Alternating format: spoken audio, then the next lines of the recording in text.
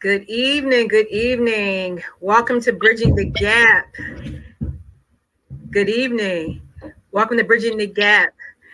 Strategizing for student success with your favorite two people, Coach Ray and Natasha, in the absence of our fearless leader, Maritza. First time together, just the two of us, and we have much to talk about. How you doing today, Coach? Doing well. Doing well as always. And, Yeah. you got God leading, we good to go. We are good to go. Definitely. Well, we know that our topic for the month of July is not hard to talk about, and that's stress management. And we're talking about our youth, and we're talking about this world when we talk about our youth. So definitely won't be hard to talk about it.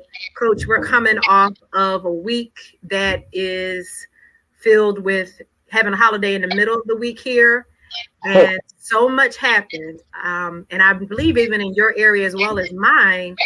And we're talking about stress management and what life is probably doing with our not only our youth, but us as parents and leaders and mentors. So what's on your mind as we start talking about stress management when it comes to our bridging the gap? Whew, stress management is becoming something that I'll say that I'm becoming more familiar with the process of stress management. Mm-hmm. Uh, just being very real. Like managing your stress is very key. Yeah. It's something I didn't do before, Okay. to be honest. I just kind of would go and go and go and go. And Mm-hmm. you don't realize that you push your body to a breaking point because your mind is you're going so hard physically, and Yeah. you don't realize in the process of going so hard physically that mentally you're in overdrive Yeah. because your body's trying to balance. And so stress management is key because if you can't manage your stress, it's gonna be God gonna put you down. And I don't mean Yeah. that in the permanent sense. I mean in the sense where He gonna be like, you need, all right, you need to lay down for a couple of days because you're going too hard. And Yeah. before you get to that point, it's about the mental part, starting to recognize what's stressing you out. Yeah. As adults, we don't want to remove what stresses us out. We want to kind of put band-aids on it, instead of removing it, and then we wonder why we continue to be stressed out and frustrated. We haven't removed the stress factor. Yeah. Definitely. And then you think about that, and here we are trying to teach the youth how to balance life, how to figure out problems, how to work through problems. But if they see these stressful adults trying to move, they're just going after what they're seeing. And we've found that, of course, that's exactly what youth do. They imitate us and they try to Mm-hmm. do like us in their own way. But this is a different world. And they have so many different factors now that if they don't handle that stress right, we see almost catastrophic problems happening in this world today because mental health, stress relief, you're either going to do them like you said, or they're going to be the undoing of you at this point. But Yeah. and here's the funny thing. So now we dive into stress factors in our young people, right? Right. Imagine you got this 15-year-old kid who has been involved in, for example, like I coach football, but let's just say this kid has been involved in sports since he was little.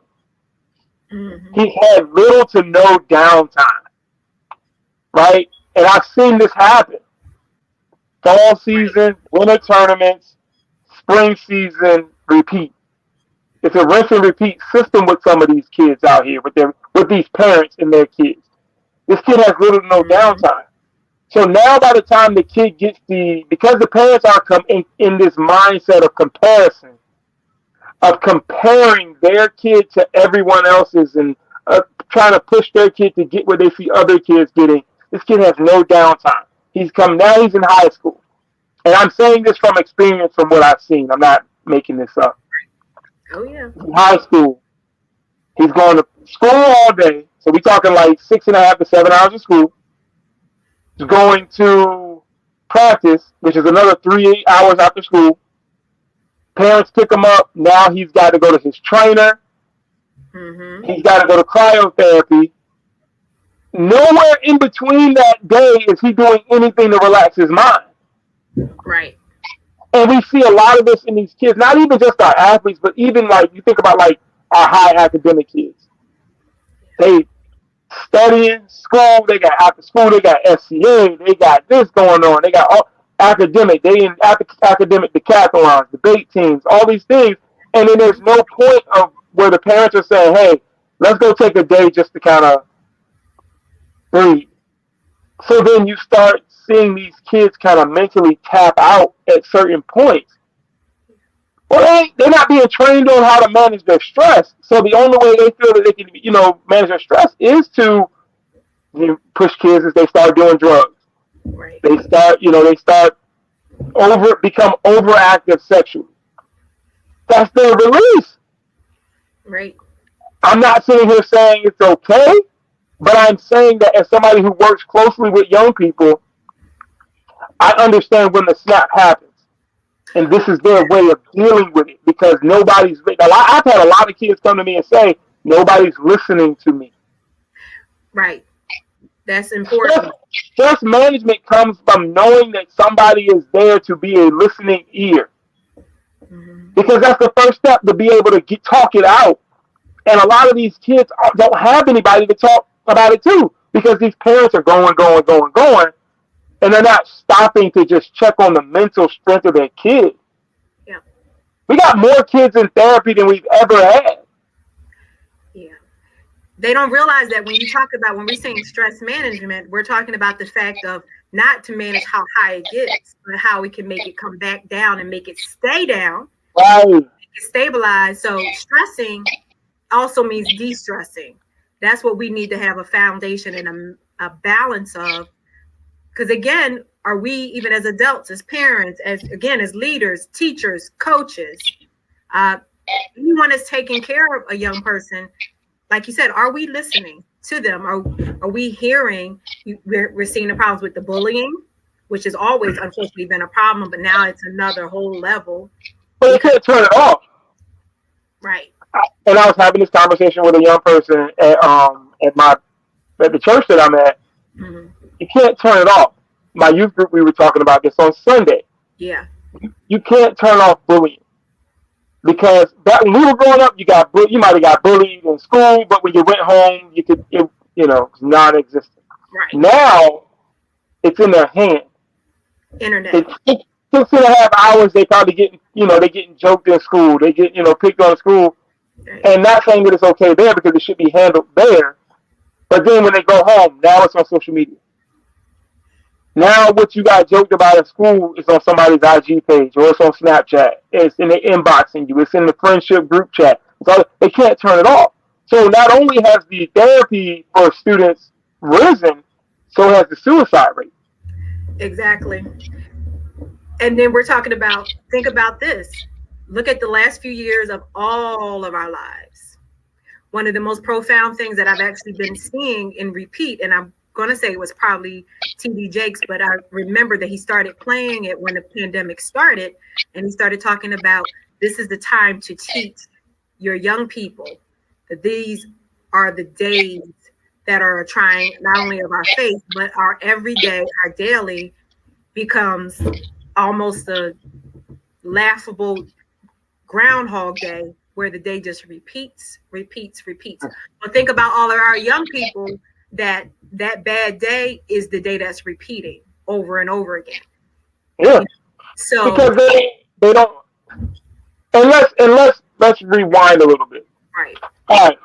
We've all dealt with stress. Yeah. As we let's be real, as adults, but let's think back to when we were kids. We were stressed out at home as well as school. Mm-hmm. As well as, home was a stressful thing because back then there wasn't the opportunity as a child to be able to speak your piece as much as it is now. Yes. So we were stressed on another level because we weren't allowed to speak our piece or have an opinion. So our stress level went through the roof because I'm just trying to tell you that they don't want to hear it. Right. So if you were wrong, you shut your mouth. It was what it was. So we had another level of stress growing up because we honestly had nobody to talk to. other than our friends. The difference now is that there are people who can, some people who work in buildings who could be a listening ear. Mm-hmm. Like my room, I have an open door policy. I do in school suspension at the school, but I have an open door policy. You ain't got to be in trouble to come to my room. How about that? You don't. I'd rather you come talk to me about something that's stressing you out now than for you to have to talk to me because you got in trouble.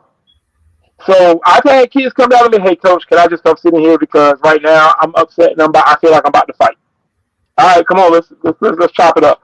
Let's figure out how we can get you from making this dumb decision that's gonna get you kicked out of school. I'd rather give them the green light for that than to wait for them to do something, act out of stress and frustration, and now it's me saying, okay, well now we gotta hope you don't get expelled. You know what I'm saying? So we didn't have that. And I try to be that. I try to be what I needed in school.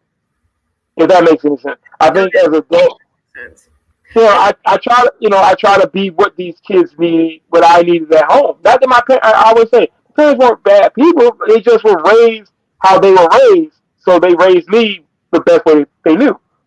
Yeah, being able to speak up, even when you talk about our generation, that was definitely not what you got to do. It was, if you had open parents, it was a blessing. But there was also that village. When we get on here, we always talk about the village. But thankfully, we had that, you always had people. I'm wondering what that is for kids today. What is that? Is it more than, if you're thinking of the internet and all of these other outlets as your village, that's the problem. That's the stress.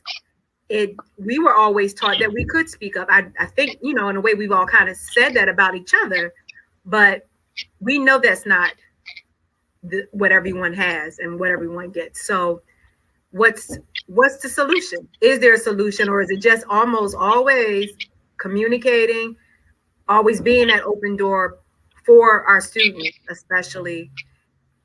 Are they able to even, do you see, and I'll ask you this question, how much do you almost get to interact with some of your students outside, off the field or in the building? And I'm sure even since you're in the community, sometimes we're in a community with our people, with our students, and we're going to get that opportunity. Has that happened for you? I know it's happened for me, actually seeing people out.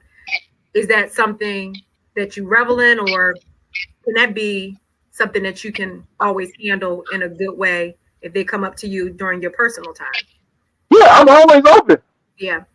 My students who come to me, mm-hmm. I give them access to me. Yeah. Now there are boundaries. Let's be real. Like you have to establish boundaries. Hey, don't be calling my phone at midnight. Exactly. Unless it's a dire emergency. But I got young men who are in college right now that I'll be asleep and my FaceTime is going off, and they're like, Coach, I just need to talk to you right now. I got to get up because I'd rather get up out my sleep to help you, than to wake up and look at a news clip of you. Yeah. You know what I'm saying? So for me, it's an open door policy 24/7. Just be mindful of my time. Right. And so with kids nowadays, if I see them in the neighborhood, you still can come up to me and talk. I'm not, and unfortunately, my daughter, who's my daughter and my son when he comes down to visit, but it bothers her a little bit because daddy-daughter day, and we might be in Norfolk where I know a lot of kids, and might see some people I know in Walmart, and she just want to come pick up a toy and go back to grandma's house. But I gotta stop and talk to people that know me, or hey coach, I just wanted to talk to you real quick, or this. She get a little agitated sometimes, but because that's her time with her dad. But I try to be the listening ear that a lot of these young people need. Not even just students in school. Mm-hmm. I'm talking college age. Early 20s. Please, I try to be that open door because even just something as much as a 10-minute conversation can save their life or help them from making a tough decision that can ruin their life. I see. Sorry, I say this last point. I'm on Facebook, and a lot of my former students and kids that I used to mentor are on social media. So, people nowadays, their thing is to post what they're mentally dealing with. So when I see it, I'm in the inbox, what's going on? Right. Yeah. Because hey, I'd rather you tell me through this than, again, I don't want to wake up to a news clipping of you. I don't want to be watching the news and you did something, because I've had that happen. Yeah. Well, that's part of it. We want to, and we try to do that. We always want to be exactly who they need us to be. I'm thinking about the fact we started talking before we got on, but I actually today called a mentor because I needed to make sure that I talked to them and they would understand. And when we're talking about our kids knowing that we're being real with them or being accessible with boundaries is part of that. What they're getting all the time from us is exactly what they're going to always get. They know they can reach out. They know how to be transparent, communicate what the problem is, and let's talk it out. Let's solve it. Because anything that's out here that's coming at you in a negative way, there's always a better way to solve a problem. And I know that's part of your daily. So I know you're understanding and that. But here's the unfortunate thing. Mm-hmm. We have to reshape how a lot of these young people think. Mm-hmm. Because yes, the smart money says go talk to somebody and get it out. Right. Unfortunately, the stigmas outweigh the smart money sometimes. And the stigmas say we don't talk to people about what's going on at home. Mm-hmm. We don't talk. The old adage of what goes on at home stays in the home, right. Which of course I'm not that way, but those days they have to be over with some kind of, you don't tell all your personal business. And like you just said, we want to make sure that's what our young people need to actually kind of understand more. Everything is not for everybody. Right. It's not. But here's the thing. It's not for everybody. But we have to start teaching them what to discern is okay to talk about and what you need to take to your parents. Right. So unfortunately, because of social media, everybody thinks it's okay to air everything out. Everything, yeah. Social media is not a stress management tool. If anything, it inflates stress. And I remember a couple years back, with my stepdaughter, this was during COVID. Yeah. And she made a post and was like, "Oh, I'm so depressed. I've been stuck in this house, blah blah blah, said the third." And so like my wife, she's like, "You need to talk to her." And I'm like, "What happened?" So I read the post and I'm like, "Oh, like I get you upset, I get you frustrated, but that ain't for social media." Right. Because then I had to try to tell her the reality. I said, let's be honest. The people that you cool with gonna like it, they're gonna heart it, and they're gonna say, "Oh, I hope you're okay." But those are the same people that's trying to talk about you like, "Yo, she looks stupid for that." Mm-hmm. That's why I say social media is an inflation of stress. Because you think people really care? They got their own problems. They don't care about you. The people that care have the number. Exactly. So when they see it, they're not responding via text.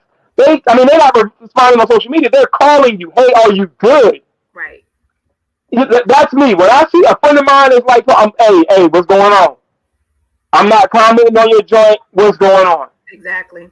Because at the end of the day, I can get more from you on a phone conversation than trying to you filtering through 100 people, putting a little prayer emoji or the heart. Most of the people, I'm a little harsh when I say it. People don't care. Yeah, and it's a shame. Social media is not your stress management tool, and people need to understand that. Social media is for you to cut loose, and like I use social media for what it is: business, and to blow off steam, to crack jokes with my friends and stuff like that. That's what I use it for. Now there was a stretch of time where I did think it was a stress management tool, and you putting what you feel and all that. Like, people don't care. People do not, like, they don't. The ones you said, the ones that do care, they call on your phone. They're not responding to that. Mm-hmm. So we got to teach our kids to stop thinking that social media is a stress management tool, because it's not. It inflates stress. You put it right there. I actually just posted it. Social media is not a stress management tool. If we learn nothing else today, and if nothing else we remember today, that's so key. That's so important. This is where we are. We talked about this week where you are, where I am, actually, where a lot of people are in the cities and the towns that they're in. We had problems with mass shootings. We had problems with people just not being able to enjoy everyday life because we have all these factors of people. One of the things I heard very specifically in the news is one particular problem that happened this week is the person's family talking about, we saw a decline, we saw a problem in the home. Why didn't you do anything?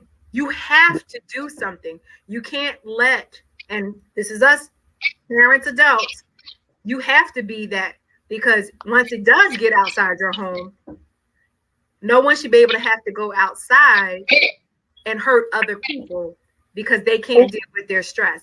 And it goes outside the home.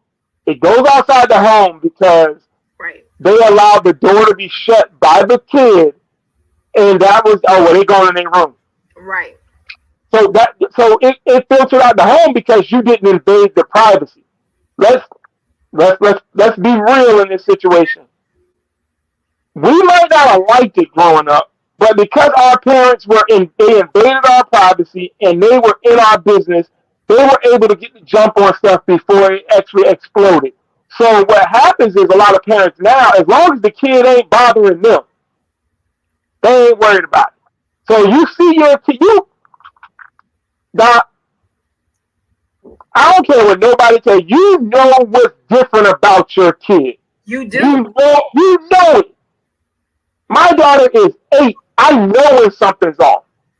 I know it. When my son is here out from Pennsylvania, I know when something's wrong. I don't need him to do anything catastrophic. I don't need my daughter to do anything major for me to realize, oh, something's wrong. Yeah. I can tell by their personality. Yeah. Because my daughter is one of the most bubbly 8-year-olds you'll ever meet.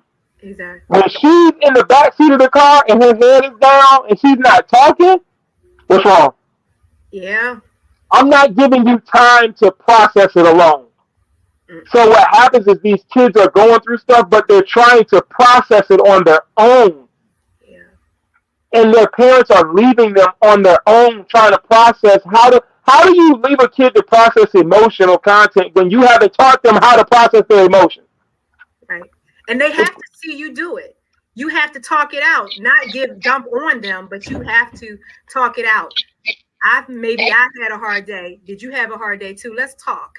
Maybe we can make each other feel, we can make some sense. And again, not to them, but let them know that communication is the key to all of that. And it's not that hard. It's not hard. It's a choice you have to make to say, okay, I need to not be watching social media. I need to not be talking to people that are unemployed right now. I need to make sure my kid is good. You got to sacrifice a little bit of yourself to find out what's going on with your kid. Yeah. It's not that hard. I get it. I get it. Everybody's in this do me mentality right now. I get it. But if you got children, the way the state of this world is going right now, you need to have your thumb on that pulse of your kid, and not just your kid. See, because we've lost the ability to allow others to impart wisdom in our kids. Right. We've lost the village mentality, which is what we were groomed in. Right. We were groomed in the village mentality. Being afraid for another adult to tell on you. Now, kids are daring other adults. You better not. You better, no, it's the parents. You better not say that to my kid. You can't say, no, I'm going to. I'm going to say something. I tell parents all the time, this is what you get with me. If you want your kid to become, and again, the version of me that I am now is all God's doing. It has nothing to do with me as an individual. It is what God said you have to become in order to help these kids. Exactly. Right? So for me, it's one of those situations where I tell parents all the time, like, you ain't going to like what I say all the time. But if it's going to make your kid better, it is what it is. Exactly. I still remember the one kid that we had where we grew up. that you could not tell their parent anything. So that was the abnormalness. Every other parent, you could go and say, your kid is doing this, your child is doing this, not a problem. It cease, it desists. So what are we doing? We're not doing our students, our kids, any service at all if we're not teaching them the tools, because we know it's not social media, but we know we have to teach them what it means to handle stress, how to eliminate stress, how to be a part of the stress relief maybe in others. And we have to. We're trying.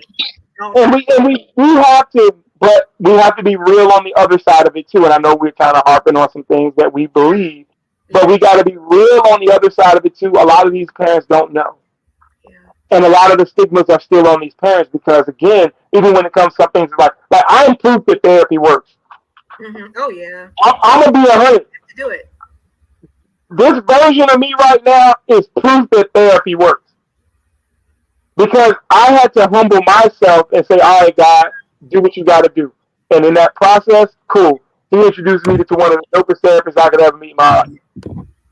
I'm proof that it works. But we as adults in our generation and the age groups that we grew up in, it was taboo.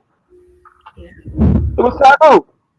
And, like most of us didn't even go to the guidance counselor when we were frustrated in school. We just cried it out, frustrated or angry or we got. No, like we have to actually get to a point where we're okay with opening up and growing and learning how to process our emotions so we can teach the next generation, okay, cool, this is how you process.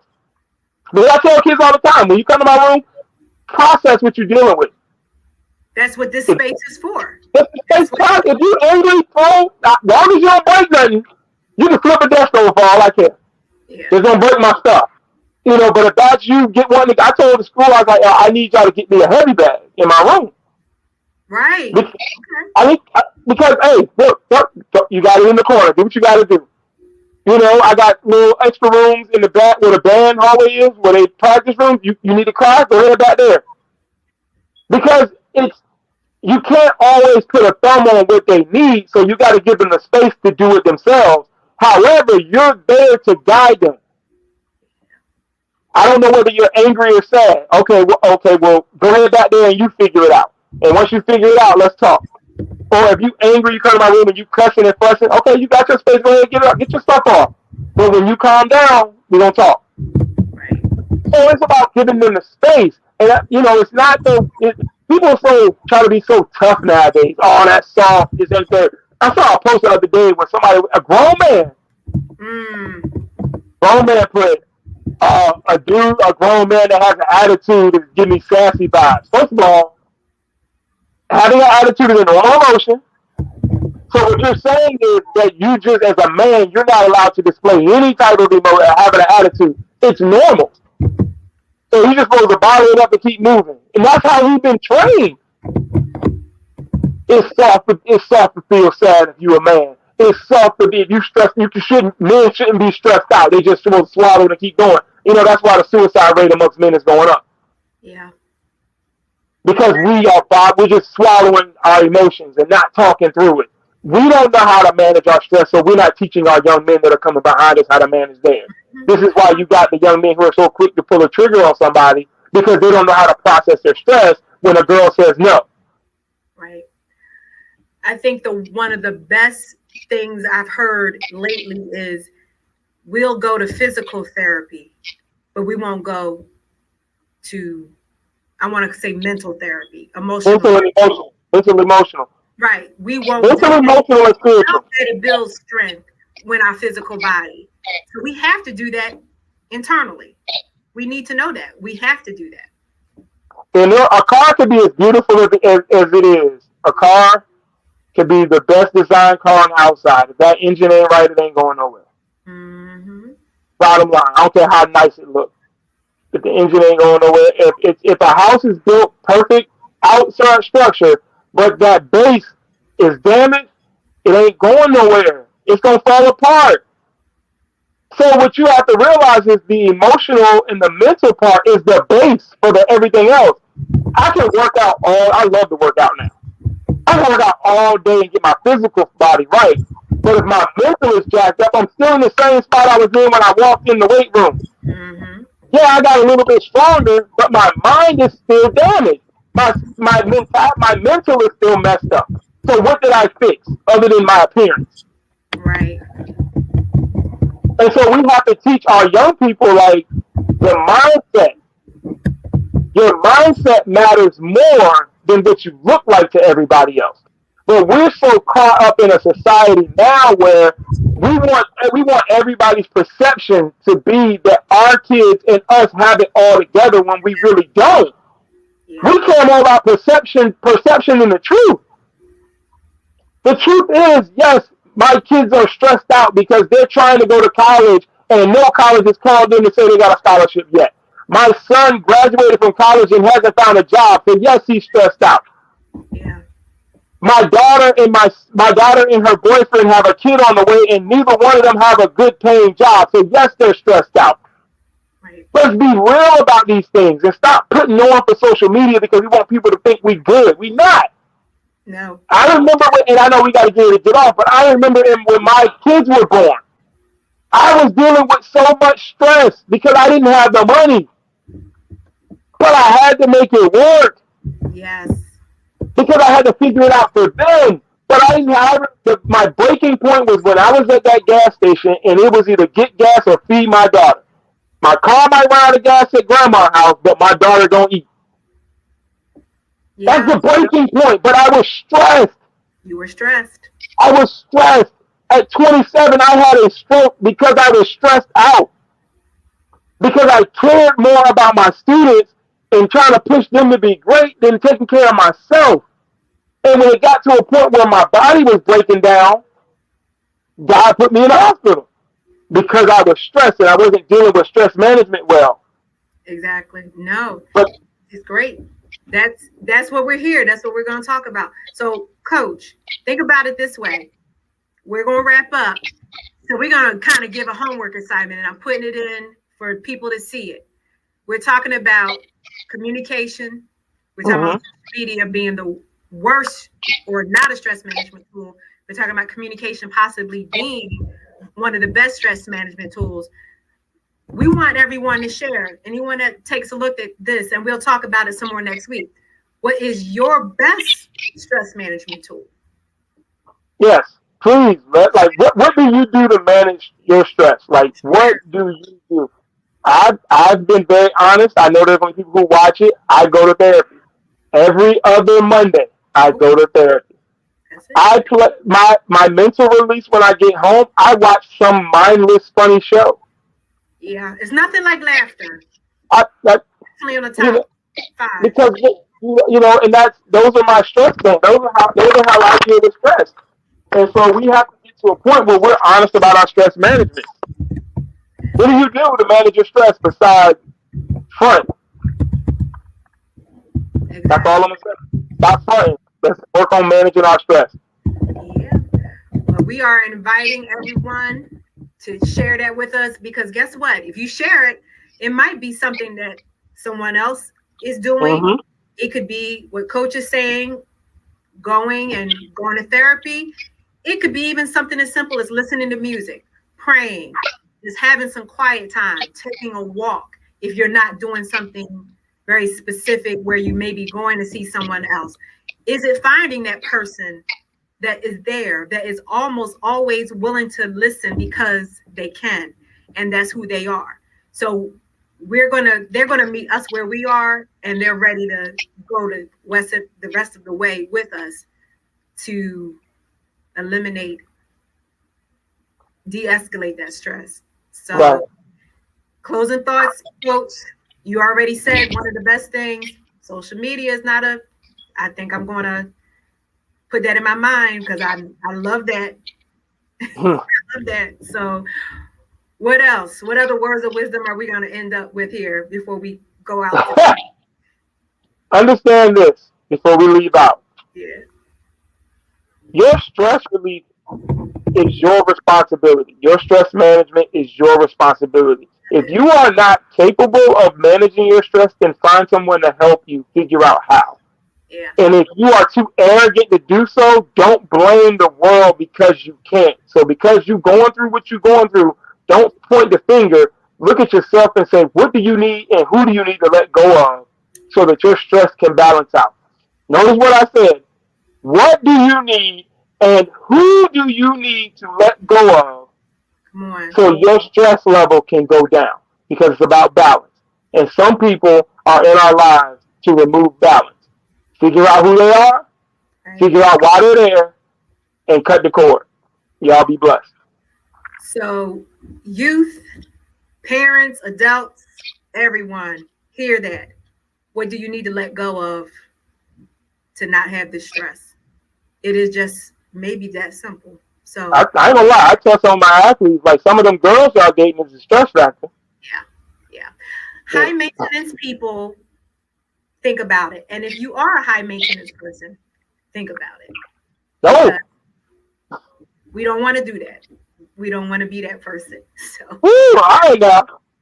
we we leave you with these words of wisdom, and we want you to share what is your best stress management tool.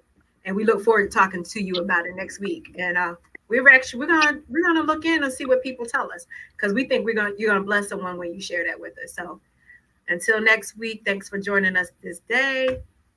Continue to be blessed. And what do we say, Coach? We're out. Yeah. Y'all be blessed. God be blessed.